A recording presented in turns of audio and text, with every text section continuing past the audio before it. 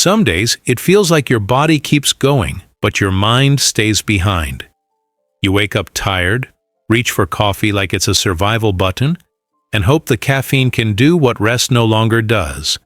Coffee becomes a companion, a shield, a crutch. One cup to wake up, another to stay focused, one more to survive the afternoon. But deep down, coffee isn't giving you energy. It's just borrowing what little you have left. I know that feeling too well. I used to be the kind of person who said, "I can't function without coffee." But I didn't realize that coffee had become a metaphor for my life. I was forcing myself to stay awake in a body and mind that were begging for rest. Until one day it hit me. What I was missing wasn't caffeine, it was vitality. And that's what I want to talk to you about today. Because there's one simple, accessible habit that truly recharges your energy. No coffee, no escape, no miracle needed.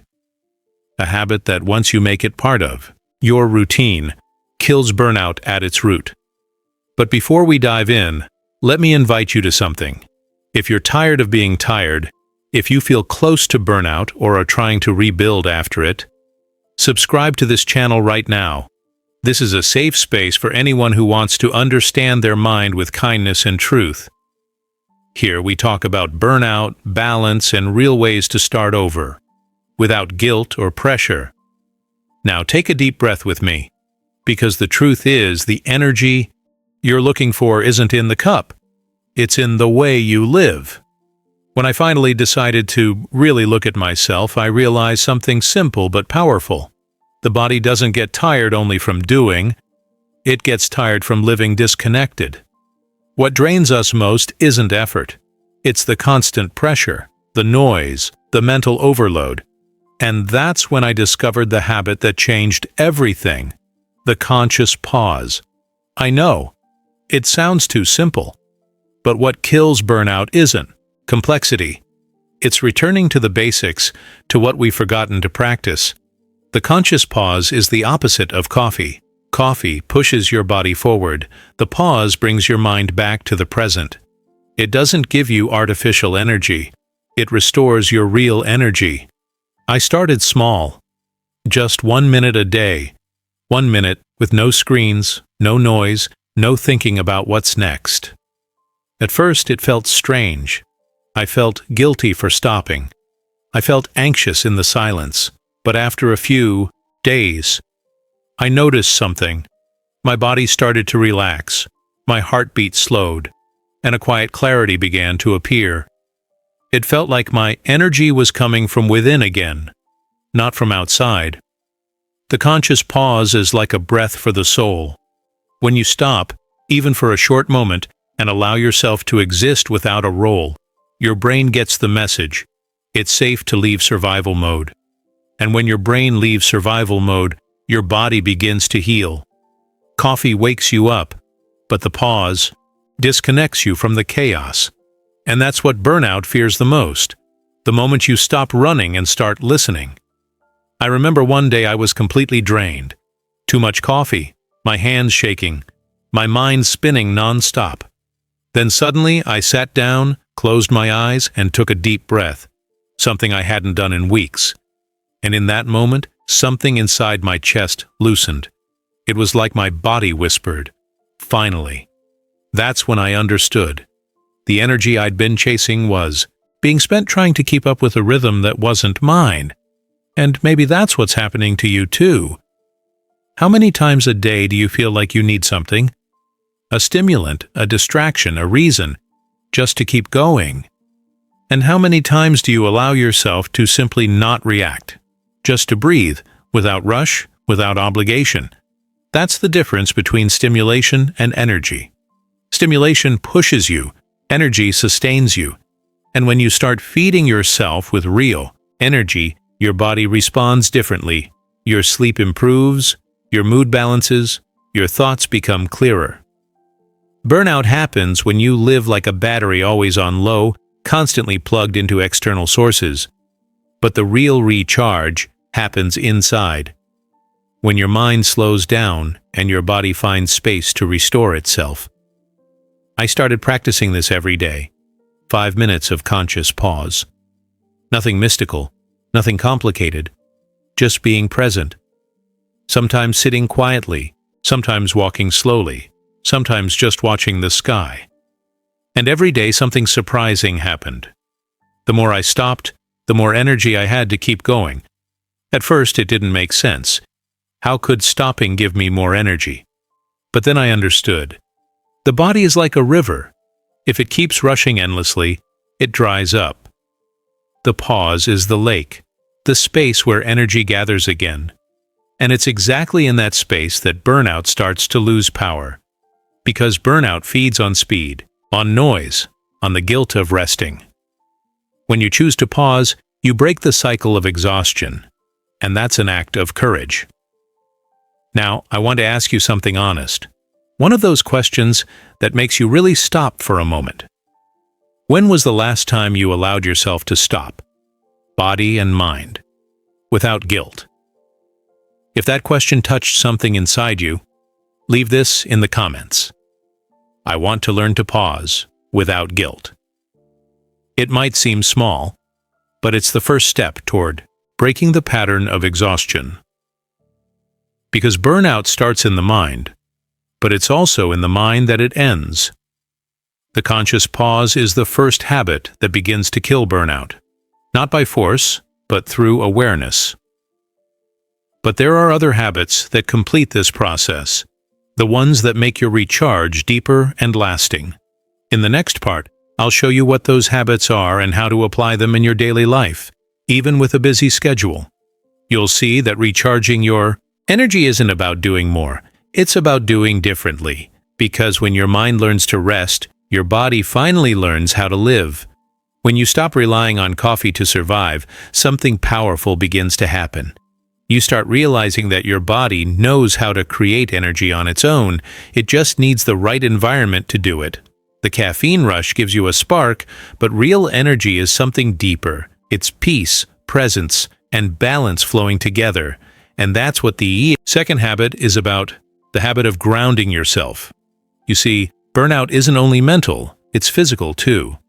Your body stores every bit of stress you don't release. Every time you push through exhaustion, every "I'll rest later," every tight breath you hold while pretending you're fine, your body keeps the score. That's why even when you take time off, you still feel tired. Because your mind might stop, but your body hasn't caught up yet. Grounding yourself means helping your body come back to safety. It's the opposite of rushing. It's teaching your nervous system that it's okay to slow down. And you don't need hours for that. Sometimes, a few mindful minutes are enough. For me, grounding started in the simplest way possible. Walking barefoot in the morning. Feeling the ground under my feet. Breathing slowly. No phone, no rush, no distractions. At first, it felt strange, pointless even, but then something shifted. I realized I could actually feel the tensions leaving my body. My shoulders dropped. My breathing deepened. It was like my body finally believed that I wasn't in danger anymore. That's what grounding does. It reconnects you with what's real. The air, the earth, the sensations that remind your body you're not a machine. And when your body feels safe, your energy returns naturally. Because the truth is, you can't feel alive if your body thinks it's under attack. So the next time you feel drained, instead of reaching for another cup of coffee, try this. Stop, breathe, and notice where your body is holding tension. Relax your jaw. Drop your shoulders, feel your feet. Sometimes what you really need isn't caffeine. It's a moment to come back home to yourself. Now, let's talk about the third habit, the one that completes everything. If the conscious pause restores your mind and grounding restores your body, the third habit restores your soul. It's what I call the habit of joy.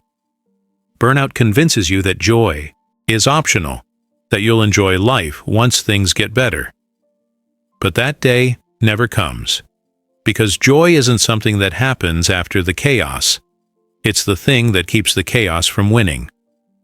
When you're deep in burnout, joy feels almost offensive. You look at people laughing and think, how? You hear music and feel nothing. You see beauty and feel disconnected from it. That's what burnout does. It numbs your ability to feel alive. But joy, even in small doses, is what wakes you back up. Joy doesn't have to be big or loud. Sometimes it's in the simplest moments. Watching the sunrise, hearing a song that touches you, laughing with someone you trust, doing something that has no purpose other than to make you feel good. That's real fuel. Because joy doesn't drain you, it fills you. When I started adding small doses of joy into my days, I noticed something profound. My energy didn't just come back, it changed quality. It wasn't the hyped-up kind of energy that coffee gives. It was calm, steady, sustainable. It felt like life flowing through me again, not something I had to force. That's when I realized burnout isn't just a lack of energy. It's a lack of joy. And joy is something you can create even in the smallest ways. Maybe you can start right now. Take 1 minute today and do something that has no productivity attached to it, just pleasure. Hum a song, sit by a window, let sunlight hit your skin. Remind your nervous system what it feels like to be alive, not just alert. Those 3 habits, conscious pause, grounding, and joy, are the antidote to burnout's illusion. They don't push you harder, they bring you back to yourself. Because energy isn't something you chase, it's something you allow. And when you start allowing life to flow again, you no longer need coffee to function. You start waking up because you actually rested. You start breathing because it feels safe to do so. You start smiling, not because everything's perfect, but because, for the first time in a long time, you feel present. I remember one morning after months of practicing these habits. I woke up before my alarm, stretched, and for the first time in years, I didn't reach for coffee. Not because I was forcing myself not to, but because I didn't need it. I was awake, truly awake, not chemically, not anxiously, naturally. And maybe that's the kind of awakening you need too.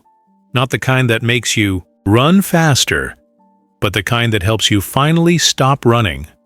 Because burnout doesn't need more caffeine, it needs more care. So if this message spoke to you, take a moment and give this video a like and subscribe to the channel. Here, we talk about real healing, not through pressure, but through presence. You don't have to fix everything today. You just have to start taking care of yourself. One pause, one breath, one small act of kindness at a time. And maybe, one day soon, you'll wake up, stretch, and realize something powerful. You didn't just survive the burnout, you outgrew it. Because real energy doesn't come from caffeine, it comes from you.